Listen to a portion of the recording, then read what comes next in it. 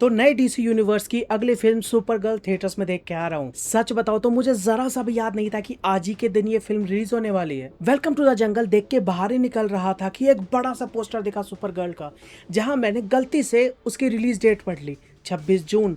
तब याद आया कि अरे यार ये तो आज रिलीज होने वाली है। अरे बुक माई शो पर भी इसका शो नहीं दिखा रहा था। फिर घर पे आके चेक किया तो वो एक्स्ट्रा डॉट नहीं लगा होता जिसपे क्लिक करोगे तो आगे की फिल्म दिखाएगा। जब उसको दबाया तब सुपर गर्ल निकली। मुझे लगा कि मैं बहुत बड़ा बेवकूफ हूँ। अंदर जाके देखा तो इंग्लिश का कोई शो नहीं। पूरे शहर में मेरे पास वाले थिएटर में बस एक शो, वो भी हिंदी का, शाम को 5 बजे। चला गया देखने। मुझे लगा शायद मैं ही वो बेवकूफ हूँ जिसको इतनी बड़ी मूवी के बारे में नहीं पता। वहां जाके पता चलता है कि कोई देखने आया ही नहीं। वो शो को कैंसिल करने वाले थे, पर भला हुआ उन भाई बहनों का, जो 3 भाई बहन आ गए, उन्होंने 3 टिकट ले ली और इस गरीब को भी एक मिल गई। और भाई मैंने तुम्हें एक कच्चा चिट्ठा इसलिए सुनाया है क्योंकि ये टिकट मेरे लिए बहुत ज्यादा इंपॉर्टेंट थी। तुम्हें नहीं पता तो बता दूं, super girl women of tomorrow पे बेस्ड है, जो कि सुपर गर्ल की वन ऑफ द बेस्ट कहानियां मानी जाती हैं। तो अगर ऐसी बढ़िया कहानी पे कोई फिल्म बेस्ड होने वाली है, एक्साइटमेंट बढ़ जाती है।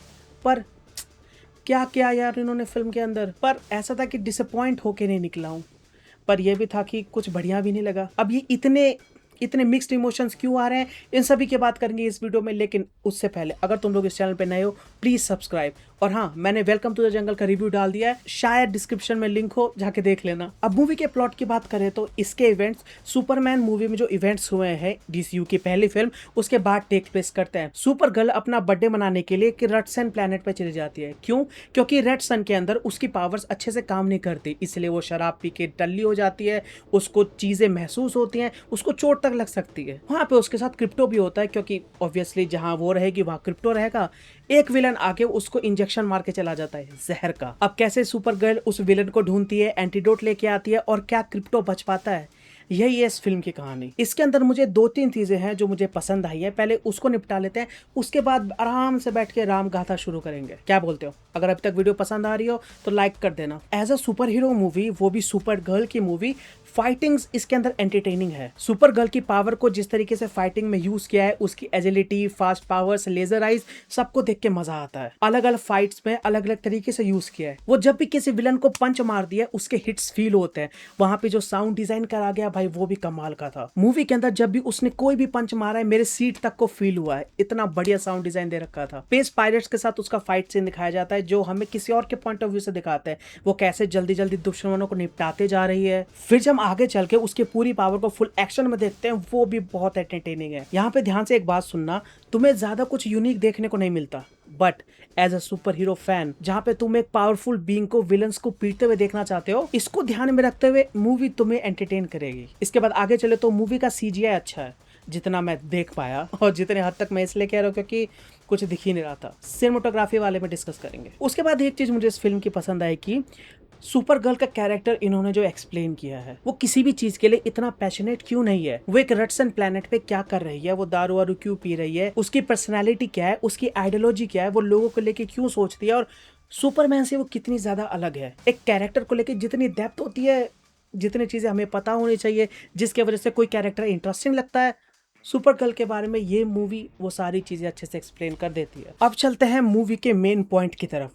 वो क्या चीजें हैं जिसकी वजह से मैं इस फिल्म को लेकर डिसअपॉइंटेड फील करता हूँ। जब तुम मेरे आर्गुमेंट सुनोगे तो शायद तुम भी फील करो, और जब मूवी देख के निकलोगे तो हो सकता है तुम कुछ भी फील नहीं करो। यही है इस मूवी की सबसे बड़ी प्रॉब्लम। मूवी ब्लैंड फील होती है, मतलब जस्ट मैं, अगर कोई भी तुम्हें पूछेगा कैसे लगी, यही रिएक्शन निकलेगा। अगर तुमने सुपर गर्ल मूवी का ट्रेलर देखा है, तुम्हें पता ही होगा कि इनिशियल प्लॉट क्या है। और यहाँ तक अगर वीडियो देख रहे हो, ऑलरेडी मैं तुम्हें एक्सप्लेन कर चुका हूँ। क्रिप्टो को जहर मिल चुका है, उसका एंटीडोट ढूंढने के लिए सुपर गर्ल निकलेगी। इसी एक छोटे से पॉइंट ने इस मूवी की पूरी कहानी एक्सप्लेन कर दी। असल में कहूँ तो रिवील कर दी। अपनी सुपर गर्ल इस चीज को कैसे अकम्प्लिश करेगी, ये देखना एक्साइटिंग था। पर मूवी के अंदर कोई भी स्टेक्स नहीं है, कोई भी एक्साइटमेंट तुम्हें फील नहीं होगी।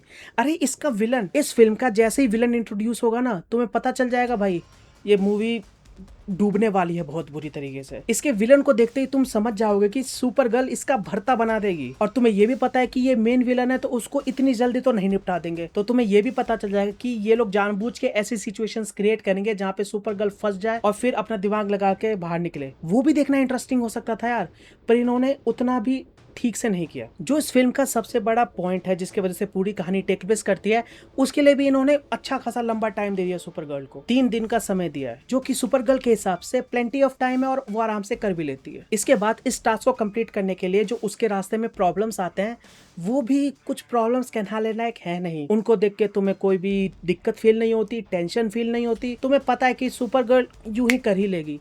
हर एक प्रॉब्लम का सिर्फ एक सोल्यूशन है, येलो सन, और वो तुम बस वेट करो, अपने आप येलो सन आ जाएगा।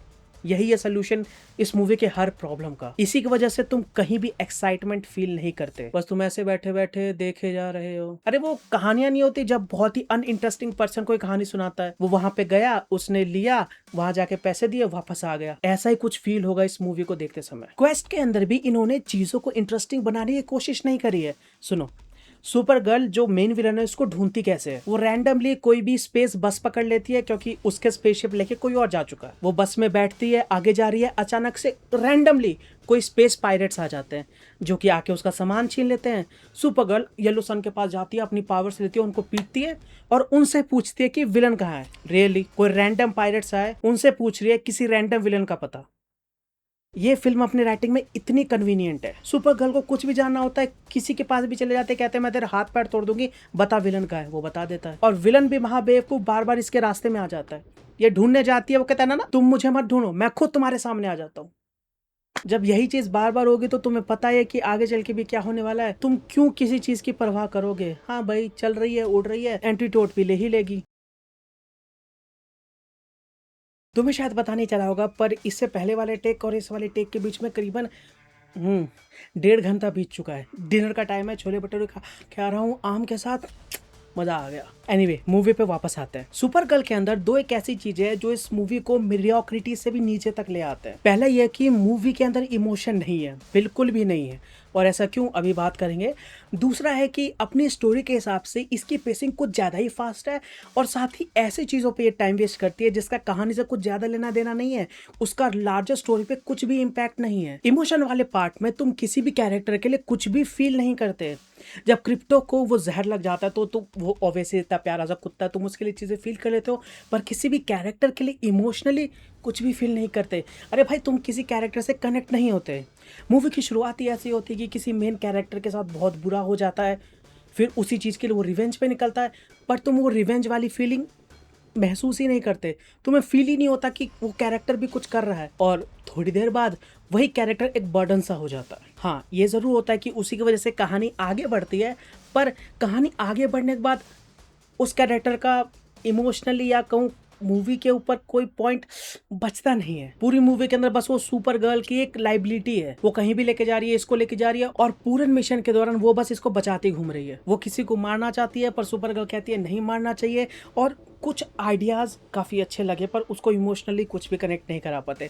उसी के साथ सुपर गर्ल का भी तुम कुछ भी कनेक्ट, उसके कैरेक्टर के साथ कुछ भी कनेक्शन नहीं बैठ पाता। गुड वाले पोर्शन में मैंने तुम्हें गिनाया था कि ये मूवी कैसे सुपर गर्ल के कैरेक्टर को इंट्रोड्यूस करा देती है, उसकी आइडियोलॉजी, उसकी पर्सनैलिटी, हाँ बस, उससे ज़्यादा नहीं। तुम्हें पता चल जाता है हाँ सुपर गर्ल एक सुपर हीरो है जिसकी ये परिवार था, उसकी ये बैक स्टोरी है, बस तुम उसके लिए रूट करोगे। ऐसा कुछ ही मूवी नहीं कर पाती। जो क्रिप्टो के साथ उसकी बैक स्टोरी है उसको भी बस यूं ही निकाल दिया। वो एक दिन किसी चीज़ के लिए जा रही थी, कचरे के पेटे में कोई कुत्ता खा रहा था, अचानक भाग के उसके पास आ जाता है, वो हो गया क्रिप्टो। शायद यही स्टोरी हो, बस कुछ तो इंटरेस्टिंग बना सकते थे ना। इंटरेस्टिंग छोड़ो, इमोशनली कनेक्ट करा देते। ये इमोशन वाली प्रॉब्लम खड़ी ही इसलिए होती है क्योंकि ये चीज़ों को बहुत ही फास्ट कट में दिखा रहे थे। इनको एक बहुत बड़ी स्टोरी कवर करनी थी और मूवी का रन टाइम सिर्फ 1 घंटा 45 मिनट है। मुझे रन टाइम को देख के अंदाजा लग रहा था कि क्या पता इसका सेकंड पार्ट भी आए या फिर किसी और मूवी में सुपर गर्ल की स्टोरी को कंक्लूड करे, पर नहीं, लगभग पूरा आर्क इन्होंने इसी में दिखा दिया, और इतनी तेजी में दिखाते हैं कि भाई किसी से कोई कनेक्शन नहीं बैठता। देख के ऐसा लग रहा था कि बस उन्होंने लिस्ट बना रखी थी इवेंट्स की और वो टिक करते जा रहे थे कि क्या क्या इन्होंने दिखा दिया और कितने कम सेकंड्स के अंदर। ऐसा लग रहा था कि इन्होंने करीबन 20 से 25 टिकटॉक बना दिए और उनको जोड़ जोड़ के पूरी फिल्म बना दी। इतना फास्ट चलता है इसका स्क्रीन प्ले। और साथ ही जहाँ पे इन्होंने ठहराव दिया है, जहाँ पे थोड़ा स्क्रीन प्ले को रोक दिया है, वो वहाँ कुछ तीसरी ही चीज कर रहे हैं। कभी अचानक से अपनी बैक स्टोरी पे आ जाएगी, अरे भाई जिस लड़के से तुम अभी अभी मिले हो उसको अपनी बैक स्टोरी क्यों ही बताओगे। कन्वर्सेशंस हॉलो फील होती हैं। उसके बाद कोई तीसरी ही फाइट में अपना टाइम वेस्ट करता है जिसका कहानी से कुछ खास लेना देना नहीं है। अरे भाई उसको सही से दिखाते तक नहीं है, कम से कम आदमी थोड़ा एंटरटेन ही हो जाए। और रिलेशनशिप को भी बिल्ड करने का कुछ खासा टाइम दिया नहीं है। हमारे जो दो मेन कैरेक्टर्स हैं वो एक दिन मिलते हैं, प्रॉब्लम आती है, जर्नी पे निकलते हैं, जर्नी खत्म हो जाती है, दोनों घर आ जाते हैं, happy ending. This is the actual story. और मैं कुछ भी कम ज़्यादा नहीं कर रहा हूँ। मूवी इसी पेस पे चलती है, इसी पे खत्म हो जाती है।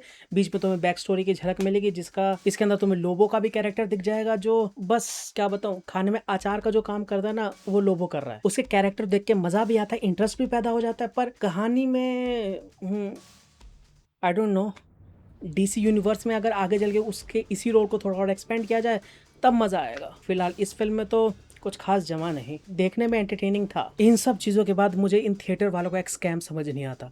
कोई भी ऐसे इंग्लिश बाहर की पिक्चर आएगी, भाई उसको 3D में क्यों लगा देते हो। जानता हूँ टिकट का प्राइस बढ़ जाता है, पर देखने की क्वालिटी भी तो बिगड़ जाती है। तुम मानोगे नहीं, मेरे लिए ये मूवी आधी से ज्यादा बस काली है। इतना ज्यादा डार्क में कि कलर्स अच्छे से नहीं दिख रहे हैं, विजुअल सही से समझ में नहीं आते, पर जहां जहां समझ में आ रहे हैं वहां भी ठीक ठाक सही थे। अगर तुमने इस फिल्म को नॉर्मल थिएटर में देखा है तो तुम भी जरा बताना, क्या ये मूवी इतनी ज्यादा डार्क है। मुझे तो लग रहा है भाई 3D का असर है। और कहूँगा सिनेमेटोग्राफी फाइट सीक्वेंस में काफी बार क्रिएटिव हो जाती है, बाकी जगहों पे ठीक ठाक है। जब सुपर गर्ल अपना पावर दिखाती है भाई, कुछ शॉट्स में बहुत ज़्यादा इंटरेस्टिंग है, खासकर जब वो अपना लेजर यूज करती है। इस फिल्म का म्यूजिक काफी ज्यादा सटल है और तुम्हें ज्यादा कुछ फील नहीं करा पाता। पूरी फिल्म के अंदर सुपर गर्ल का कैरेक्टर जो बिल्ड हो रहा है कि इतनी पावरफुल है, जब पावर में आ जाएगी ये करेगी, और जब फाइनली रिवील होता है म्यूजिक कुछ खास फील नहीं करा पाता। एंड का क्लाइमेक्स बैटल हो रहा है, ऊपर सुपर गर्ल है अपने पूरे कॉस्ट्यूम में। सही बताऊं, वहाँ पे अनिरुद्ध का म्यूजिक बजना चाहिए था। अगर बच जाता ना भाई, सही कह रहा हूँ, पूरी दुनिया नाचती। चलो ये तो बात की बातें हो गई, लेकिन यार लिटरली इसका म्यूजिक, वो फाइट वाले साउंड डिजाइन को अगर हटा दें, ज्यादा कुछ फील नहीं करा पाता। सटनली आके कब निकल जाता है पता नहीं चलता। पूरी मूवी को कहता है ना ब्लैंड फील होता है, उसका एक बहुत बड़ा रीजन इसका म्यूजिक भी है। एक्टिंग की बात करें तो सबकी अच्छी है सिवाय विलन की। उसका चेहरे पे इतने सारे कील डाल रखे थे भाई, उसके एक्सप्रेशन से फील नहीं हो रहे थे, पर जो भी हो एक्टर ने बढ़िया काम किया, ठीक ठाक फील करा दिया। कुछ था नहीं उसके कैरेक्टर में उतना करने के लिए। बाकी सुपर गर्ल और एक वो छोटी सी लड़की है, दोनों का काम बढ़िया था। और क्रिप्टो सबसे बढ़िया एक्टिंग उसकी है भाई। पूरी मूवी में सबसे ज्यादा पैसे उसी को मिलने चाहिए। इसके बाद मूवी की एडिटिंग की बात करूँ तो जब बैक स्टोरी ये लोग शो कर रहे थे, वहाँ पे 2-3 कट्स मारे हुए हैं जो काफी ज्यादा इंटरेस्टिंग है, जो कि उसकी जो बैक स्टोरी है और जो प्रेजेंट में स्टोरी चल रही है उसके बीच में पैरेलल सेट करती है। 1-2 मैच कट्स काफी ज्यादा अच्छे थे। और इसके डायलॉग्स को लेकर मैं थोड़ा डिसअपॉइंटेड हूँ। मैंने सुपर गर्ल हिंदी में देखी तो एक तो लोबो की आवाज जिसने दी है भाई, वो पता नहीं क्यों उस पर सूट नहीं कर रही थी। वो इतना बल्कि सा है, आवाज वो मैच नहीं कर रही थी। ऐसा इसलिए भी हो सकता है कि मैं ज्यादातर डब मूवीज देखता नहीं हूँ, इसलिए मैं थोड़ी अजीब लग रही हो। अगर तुम लोग ज्यादा डब मूवीज देखते हो, क्या तुम्हारे लिए वो नॉर्मल था? नीचे कमेंट्स में जरूर बताना। इतनी सारी राम गाथा सुनाने के बाद छोटे मैं विस्तार से कहूँ तो सुपर गर्ल एक मंडेन फिल्म है जिसको देख के तुम्हारे अंदर कोई भी फीलिंग जागृत नहीं होती। As a super hero fan भी तुम फाइट्स को देख के एंटरटेन तो हो जाओगे, पर थिएटर से बाहर निकलने के बाद तुम भूल जाओगे कि मूवी में अच्छा क्या था। बस तुम यही उम्मीद लगाओगे कि शायद डीसीयू की अगली फिल्म या जो अगली सीरीज आने वाली है वो अच्छी निकल जाए। इस मूवी के लिए प्रोमिसेस बहुत ज्यादा थे, पर मूवी कुछ भी एक्साइटिंग फील नहीं करा पाती, और यही मुझे लगता है इस फिल्म की सबसे सबसे बड़ा नेगेटिव पॉइंट है। बाकी अगर तुम सुपर हीरो मूवीज के फैन हो तो तुम इसको एक ट्राई दे सकते हो। वन टाइम वॉच के हिसाब से ठीक ठाक फिल्म है। जो डीसीयू की पहली फिल्म थी सुपरमैन, उससे मैं इसको नीचे रखूंगा। बाकी ये थे मेरे थॉट्स। तुम्हारे क्या ओपिनियन है इस फिल्म को लेकर? नीचे कमेंट्स में जरूर बताना है। सब्सक्राइब